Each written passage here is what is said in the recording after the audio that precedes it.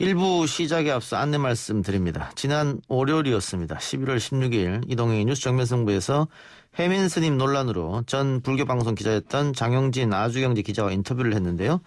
해당 인터뷰 일부 내용이 사실과 맞지 않다면서 대한불교 조계종에서 유감 입장을 보내왔습니다. 저 이동행 뉴스 정면승부는 특정 종교나 교단을 의도적으로 폄훼할 뜻이 없었다는 점 밝히고요.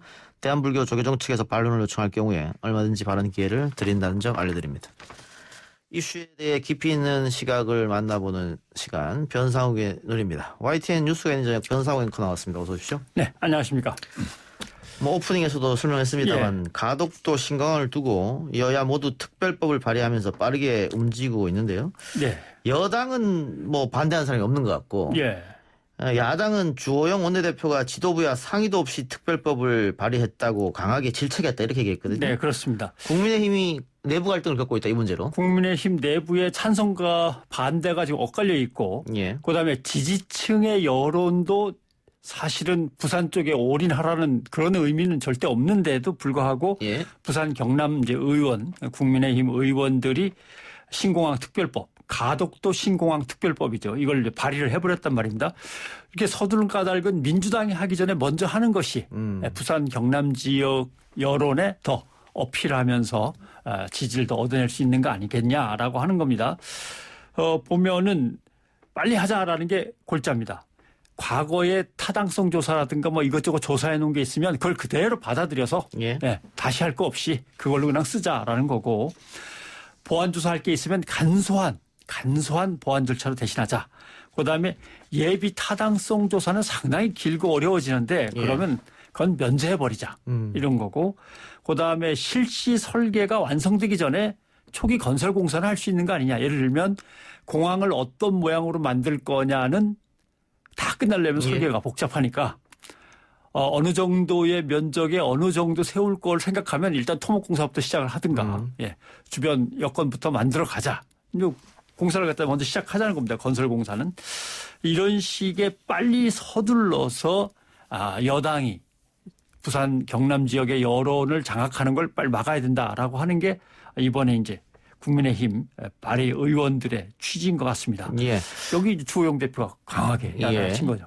일단 인천공항 같은 경우도 특별법으로 했기 때문에 문제 없지 않느냐 이런 것 같은데, 그 여당에서는 범 여권 180석이라고 합니다만 TK는 전무하거든요, 국회의원이. 그러다 보니까 이번엔 TK 눈치 보지 않고 PK에 올인하겠다 이 생각인 것 같고. 그렇습니다. 국민의힘은 어쨌든 이 지지기관이 TK이기 때문에 TK, PK가 나눠져 있지 않습니까? 그러니까 TK 기반을 한 국회의원들은 주호영 원내대표 대구니까 당연히 지금 반대하고 있어서, 이렇게 되면 국민의힘 내부 반발이 거세지게 되면 민주당은 어부지리가 될 수도 있다. 사실 민주당은 이렇게까지 표현할 수 있는지는 모르겠습니다만 상당히 꼼놀패입니다. 대구 경북의 민심을 봐도 이제 그런 걸 지적하고 있죠. 어차피 야당이 보궐선거 때문에 사실상 스탠스를 취하기가 어려운 상황을 여당이 노리고 그걸 갖다가 파고드는 것이다라고 비난을 하고 있는데, 아무튼 지금 주호영 원내대표 혼자의 힘으로는 상당히 좀 벅찬 것 같습니다. 왜냐하면 이번에도 어떻게 핫 이슈에 대한 법안 발의인데 지도부하고 상의도 없이 먼저 이렇게 치고 나가느냐, 상당히 이제 짜증을 낸 것 같고, 이 짜증 내는 것 자체가 자기 지역구가 걸려 있어서 그렇다? 그건 사실이긴 합니다만은 어떻게 보면 TK 국민의힘 의원들 전체의 지역구가 다 걸려 있는 것이기도 하고, 그 다음에 가장 국민의힘의 핵심 지지층인 TK 지역의 앞으로의 민심까지도 걸려 있는 거라, 다른 돌발적인 사안이 아닌 이 문제는 벌써 10년 넘게 끌어오면서 치열하게 다퉜던 문제이기 때문에 만약에 여기서 상처가 또는 타격이 생긴다면 상당히 클 것이다라고 하는 게 아마 주호영 원내대표의 걱정일 겁니다. 근데 주 원내대표는 지역구가 TK이기도 하기 때문에 그런 입장일 수 있겠는데 김종인 위원장은 지역구가 따로 있는 것도 아니고. 김종인 위원장은 맨 처음에 가덕도 신공항을 적극 검토할 수밖에 없겠네요라고 했는데 분위기를 이렇게 싹 보니까 그건 아니거든요. 그러니까 아직 어디로 간다고 확정된 사항이 없는데 이럴 때 이런저런 얘기를 할 수도 없는 거고, 이렇게 하고 이제 물러났습니다. 한 발. 그런데 이 김종인 위원장의 운명은 사실 언제까지 국민의힘에 있을 사람이 아닙니다. 지금 내년 4월, 5월이면 끝나는 거 아닙니까? 어찌 보면 김 위원장의 운명은 대선에 걸려 있는 게 아니라 보궐선거에 걸려 있습니다. 그러니까 4월 보궐선거를 성공시켜야 되는 게 자기 정치 생명과 연결되는 건데 그러니까 사실은 TK를 굳이 두둔할 생각은 없을 수도 있습니다. 예, 그렇게 볼 수도 있고 아무튼 국민의힘 그런데 특별법을 발의한 부산 경남 의원들의 그 설득력이 꽤 먹히는 것 같습니다. 왜냐하면 아니 선거부터 이기고 봐야 되는 거 아니냐. 지금 서울 부산 시장이다. 딴 것도 아니고 부산에서 이겨야 되고 또 서울도 사실 영남 인구를 따진다면 상당히 유리해진다 우리한테. 그러면서 계속 먹히는 이게 동료 의원들한테 먹히는 것 같습니다. 예.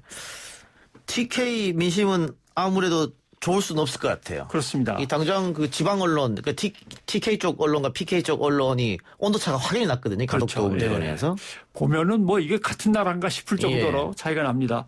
매일신문 사설 잠깐 제가 들어가서 봤더니 민주당은 가덕도 신공항 건설 특별법 입법에 폭주를 멈추다. 예.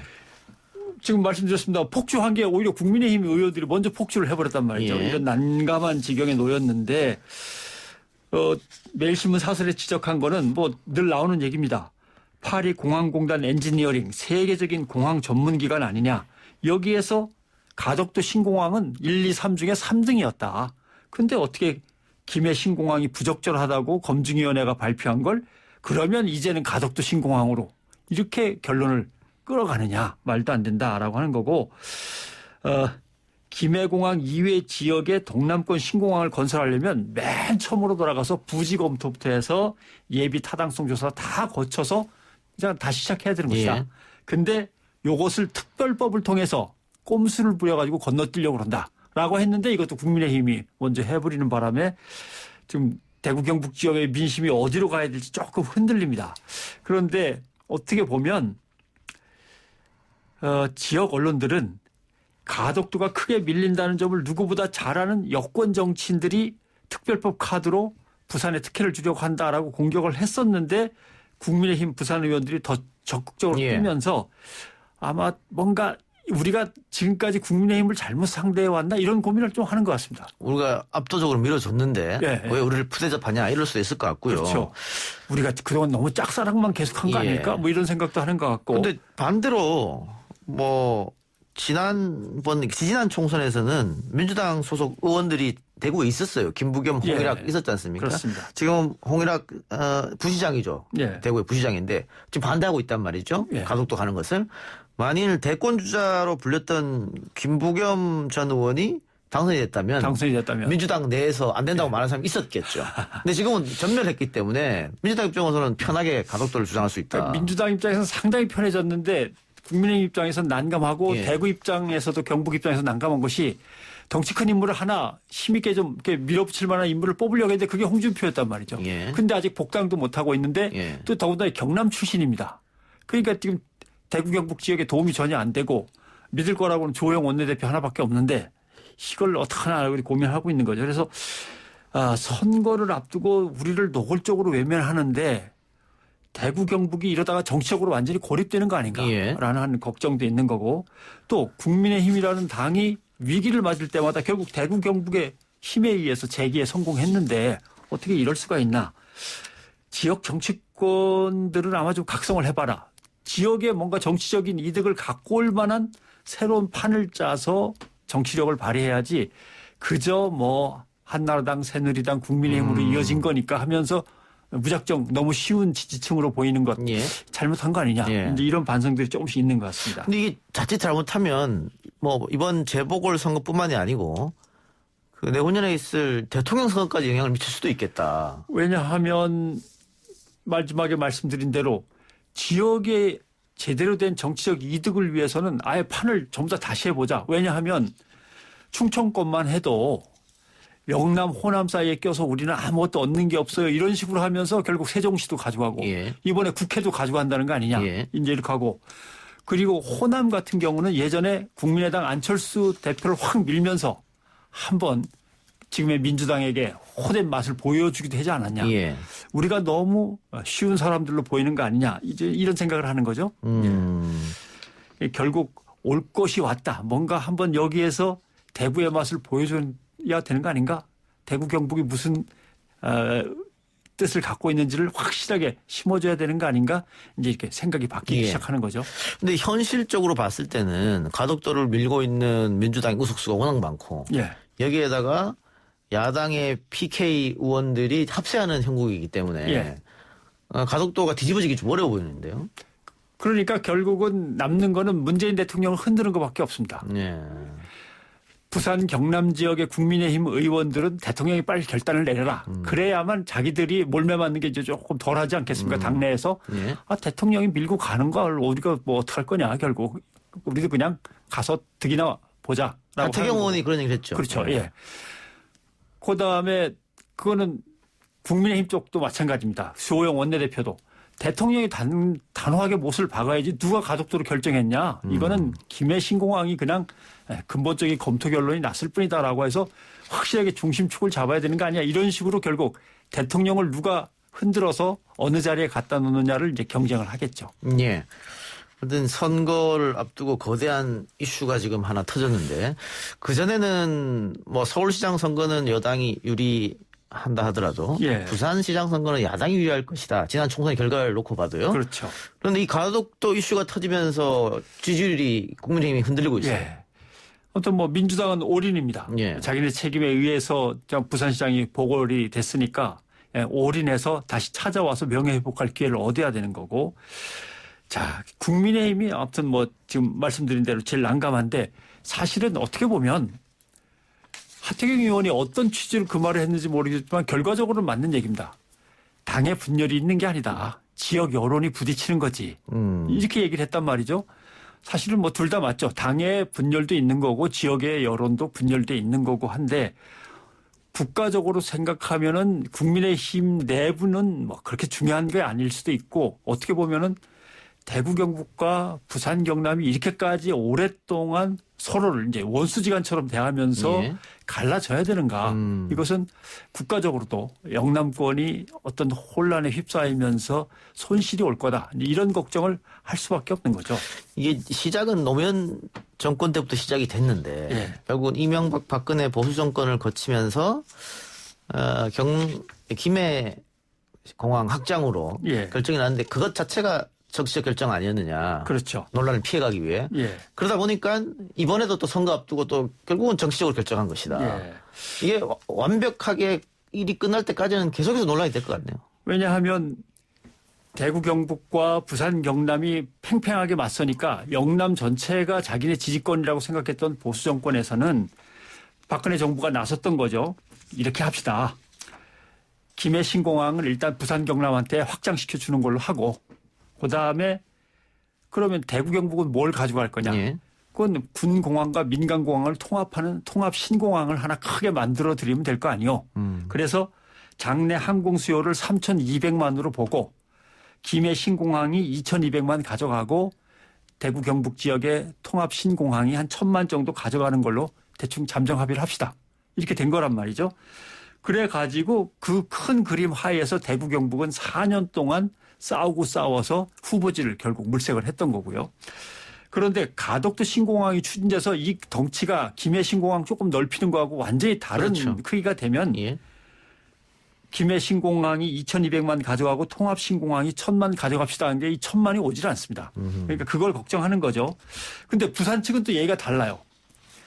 2016년에 박근혜 정부가 주선하면서 뭐라고 얘기를 했냐면 영남권 신공항에 입지를 놓고 부산, 경남, 울산, 대구, 경북이 무조건 용역 결과에 승복하는 걸로 하자. 예. 그래서 용역 결과에 승복한다는 건 뭐냐면 김해의 신공항을 하나 크게 짓는 걸로 끝내는 겁니다.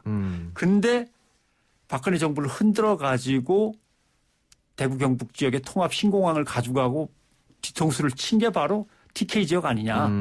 그때 이제 부산 사람들이 제일 속상해하거나 이렇게 꽁하고 있는 부분이 뭐냐 하면 그때 대구 경북 지역이 통합 신공항을 세우겠다고 박근혜 정부를 설득할 때 내놨던 게 뭐냐 하면 가덕도에 공항을 세우는 게 얼마나 형편없는 결정인가에 대한 판단 보고서를 들이밀었던 겁니다. 예. 근데 이제 와서는 김해 신공항을 지어야지 왜 가덕도를 짓느냐. 김해 신공항이 엉터리라는 걸 들이밀었던 예. 거죠. 근데 이제 와서 무슨 소리를 하고 있는 거냐. 이렇게 부산 내에서는 또 야단을 치는 거죠. 그래요. 어쨌든 정치적 논리로서 지금 여기까지 왔는데 앞으로 이것이 어떻게 결론할지 좀 지켜보고요. 오늘 뉴스가 있는 저녁 앵커 리포트는 어떤 겁니까?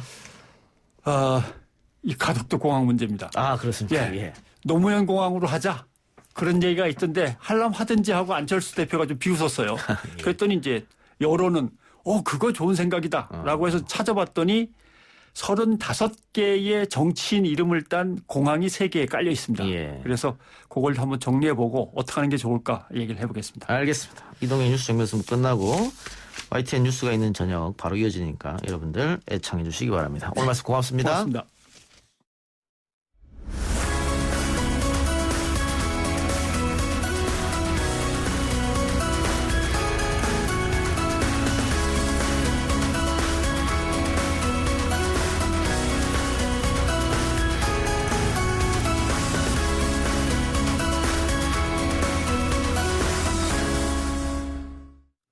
코로나19로 인한 물량 증가와 각 쇼핑몰의 경쟁적인 배송 정책이 택배기사들의 업무 과중으로 고스란히 이어지고 있습니다.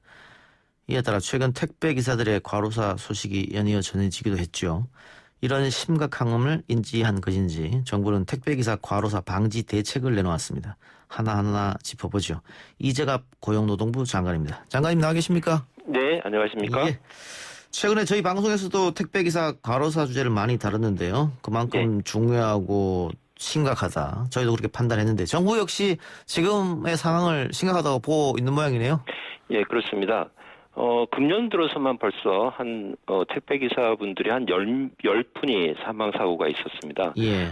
그래서 저희 정부에서도 상황이 매우 엄중하게 지금 생각하고 있고요. 예. 그래서 전면적인 실태 점검도 하고 그리고 이번에 택배기사 과로 방지 대책을 마련했습니다. 그 주된 내용은 예. 이제 장시간 작업 시간을 개선하고 그다음에 예. 건강 진단을 의무화하는 그런 내용이 되겠습니다. 예. 근데 이게 어떻습니까? 강제로 제재할 방법은 없지 않습니까? 공고 수준 아닙니까, 일단? 일단은 우선 이분들이 예. 노동법의 적용을 받는 임금 근로자들이 아니십니다. 그러다 예. 보니까 이제 법으로 강제하는 방법은 사실은 없고요. 예. 저희는 이제 권고도 하고 그다음에 협의체를 구성해 가지고 거기에 예. 관련되는 택배 업계 그다음에 우리 택배 기사분들이 뭐 단체 노조와 단체 또 이런 분들이 그 협의체를 구성해서 거기서 논의하면서 개선해 가도록 유도해 가는 그런 방향을 하고 있습니다. 예. 하나하나 그럼 좀 살펴보죠. 일단 밤 10시 이후 심야 택배 배송은 중단하겠다 이렇게 말씀하셨는데 그 배달을 다 하지 못한 물량은 다음 날로 넘어가면은 계속 적재되는 거 아닙니까? 우선 왜 이런 공고를 하게 됐는지부터 좀 예. 설명을 드려야 되는데요. 예. 우선 택배기사분들 중에 많은 택배기사분들이 분류 작업을 같이 하고 계십니다. 그렇죠. 이 분류 작업을 하시게 되면 이분들이 대개 아침 7시에 나가십니다. 예. 그래서 이 아침 7시에 나가셔서 분류 작업하고 그거 가지고 이제 배송을 하시게 되는데 밤 10시 이후까지 배송을 하게 되면 그 다음날 또 7시에 출근하셔야 되거든요. 예. 그러니까 이건 너무나 가혹한 장시간 노동이기 때문에 이제 그렇다라는 것이고요. 저희가 보기에 저희도 이렇게 택배 물량을 한번 봤는데 날짜마다 택배 물량이 변동폭이 좀 있습니다. 예. 그래서 그 변동폭을 고려한다고 한다면 물론 10시가 넘어가도 배달하지 못하는 그 택배 소포는 그 다음 날 배송하게 되겠습니다만 이게 좀 물량이 적은 날로 이렇게 순차적으로 이렇게 되게 되면 그렇게 크게 뭐 지연되는 것 같지는 않습니다. 예. 그러면 근본적으로는 분류 작업 인원을 따로 투입해야 되는 거 아니겠습니까? 그게 가장 중요한 문제라고 저희도 생각을 하고 있습니다. 예. 그래서 근데 이제 분류 작업의 경우에는 과거에 우리나라의 택배 산업이 이제 시작할 때부터 요 문제가 좀 명확하게 서로 계약에 반영되지 않은 상태에서 시작이 된 것 같습니다. 그러다 보니까 분류 작업을 누가 해야 되느냐 하는 문제와 관련해 가지고 택배 회사와 그다음에 택배 노조 간의 의견이 좀 첨예하게 지금 대립되어 있는 부분이 있고요. 다행히 최근에 이제 택배 기사분들 이런 사망 사고가 연이어 발생하면서 이제 주요 택배사들에서는 분류 지원 인력을 투입하겠다라고 지금 대책을 발표했고 또 정부에서도 이제 이런 택배 분류 인원 지원 인력뿐이 아니라 택배 그 분류 작업을 자동화하는 자동화 설비를 지원하기로 하였습니다. 그래서 그런 설비가 또 자동화되게 되면 그런 분류 문제와 관련된 문제들이 많이 해소될 수 있을 거라고 생각을 하고 있습니다. 예. 주 5일 근무제는 어떻습니까? 일단 당장 시행은 아니고 유도한다라고 되어 있던데 바로 시행하지 못하는 이유는 있나요? 우선 주 5일 택배 물량을 5일제를 하려고 하면 여기에는 이해관계자가 굉장히 많습니다. 예. 여기 지금 택배 업계와 그다음에 택배 기사분들뿐이 아니고 일반 소비자분들 문제도 있고 그렇죠. 그다음에 화주들 문제도 있기 때문에 예. 이거를 뭐 정부나 아니면 그 택배 업계와 그 노자 간의 둘이 양자 간의 협의해서 결정할 사항은 아니라고 생각하고요. 예. 이런 이해관계자들의 공감대가 형성이 돼야 되기 때문에 저희가 택배기사 과로방지 대책 협의회를 구성하겠다라고 대책에 발표를 했습니다. 예. 요 협의회를 구성해서 거기에 이런 이해관계자분들이 다 참여하셔서 거기서 좀 논의를 해가면서 정리를 해야 된다고 생각하고 있습니다. 장관님 말씀은 이게 소비자하고도 연결되기 때문에 사회적 좀 합의가 필요하지 않느냐 이 말씀인 것 같네요. 그렇습니다. 예.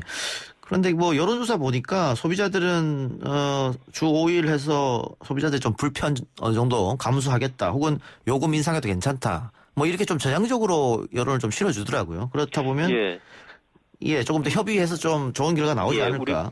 국민들께서 그렇게만 지원해 주시면 좋은 결과가 있을 거라고 생각합니다. 근데 또 하나 걱정되는 거는 이렇게 근무 시간이 줄고 주 5일제를 도입하게 되면 택배 기사님들한테 떨어지는 수당이 적으니까 그렇게 되면은 임금이 많이 깎이는 게 아니냐 이런 걱정이 또 되거든요. 한편으로는. 물론 이제 현재의 택배 수수료 체계에서는 지금 말씀하신 그런 문제가 발생할 수 있습니다. 그래서 이것도 누가 일방적으로 지금 작업 시간을 줄이자 이렇게 얘기하기가 굉장히 어려운 문제고 그래서 이제 이런 문제도 노사 간의 협의가 우선 전제가 돼야 됩니다. 그래서 저희가 지금 이런 노사 간의 협의가 적절하게 이루어질 수 있도록 좀 지원하기 위해서 저희가 이번에 택배 기사분들의 작업 조건에 대한 실태 조사를 하고 있습니다. 그 실태 조사를 토대로 해가지고 적정 작업 시간에 대한 한 개의 택배 물량을 분류해서 배송할 때까지 들어가는 이제 표준 작업 시간이 되겠죠. 그런 정보를 저희가 제공해드리고 그걸 토대로 해가지고 논의를 하시는데 이제 그걸 가지고 적정한 물량과 그다음에 수수료에 대한 논의가 아마 이루어지게 될 겁니다. 그런데 이 수수료를 논의를 하려고 하면 지금 현재의 택배 가격 체계가 있습니다. 그러니까 일반 소비자분들께서 택배 의뢰를 하고 거기서 부담하시는 택배 그 수수료가 있는데 택배 그 가격이 이제 쭉 이 택배가 배송이 되면서 그 가격을 이렇게 분배를 하는 그 가격 구조가 있는데 그 가격 구조에 대한 좀 개선 논의도 필요하다고 저희 생각하고 있습니다. 또 하나는 이게 산재 보험에 관련된 건데요. 택배 기사분들이 지금 특수고용 형태죠? 그렇습니다. 그러다 보니까 이 보험 가입이 잘 안 되는 측면이 있습니다. 그리고 본인이 원하지 않으면 가입이 안 된다. 뭐 그래서 택배 회사에서 이게 좀 그런 식으로 유도하지 않느냐 이런 지적도 있는데 이 산재보험에 대해서는 어떤 대책이 있습니까? 우리나라에서 이 택배 기사분들을 포함한 특고분들에 대해서 산재보험이 적용되게 된 게 한 10여 년 전입니다. 그 당시에 특고분들에 대해 산재보험을 적용을 하면서 이제 여러 가지 논의를 하면서 사회적 협의를 거쳐서 이제 만들어진 제도입니다. 그때 이제 두 가지가 있었는데 하나는 산재보험을 적용하더라도 이분들이 적용제외 신청을 할 수 있도록 하자라는 내용이 하나가 있었고요. 그다음에 이제 보험료는 이제 그 사용자분들하고 같이 반반씩 부담한다. 그래서 임금 근로자랑 조금 다릅니다. 임금 근로자들은 사업 업체가 다 보험료를 내는데 이분들의 경우는 근로자와 자영자의 중간 성격이라는 점을 고려해가지고 보험료를 반반 낸다. 이렇게 이제 그때 협의가 돼 있었습니다. 그래서 그 내용이 지금 현재의 산재보험에 들어 있었는데 지금 말씀하신 것처럼 적용 제외 부분을 터놓고 나니까 지금 여러 가지 이런저런 이유 때문에 많은 분들이 적용 제외를 해가지고 실질적으로 산재보험의 보호를 못 받습니다. 그래서 이 문제에 대해서는 지금 국회에서 적용 제외를 아주 불가피한 사유로만 제한을 하는 그 사유를 제한하는 법안을 지금 제출되어 있고 그런 방향으로 논의가 이루어질 것입니다. 저희 정부에서도 그런 식으로 적용 제외 사유를 제한하는 것이 맞다라고 저희도 생각을 하고 있습니다. 예, 알겠습니다. 어쨌든 택배 기사분들의 과로로 지금 계속 쓰러지는 상황이니까 정부에서 모처럼 말하는 대책 잘 이행될 수 있도록 장관님께서 좀 노력해 주시기 바랍니다. 예, 그렇게 하겠습니다. 예. 하나 더 여쭤보면 이 중대재해기업 처벌법인데요. 지금 정의당에서 주도적으로 법안을 냈고 이낙연 대표도 여기에 대해서는 반대하지 않는 것 같긴 합니다만은 또 민주당 내에서도 이견은 좀 있는 것 같더라고요. 장관께서는 이 중대재해법에 대해서 어떤 입장이십니까?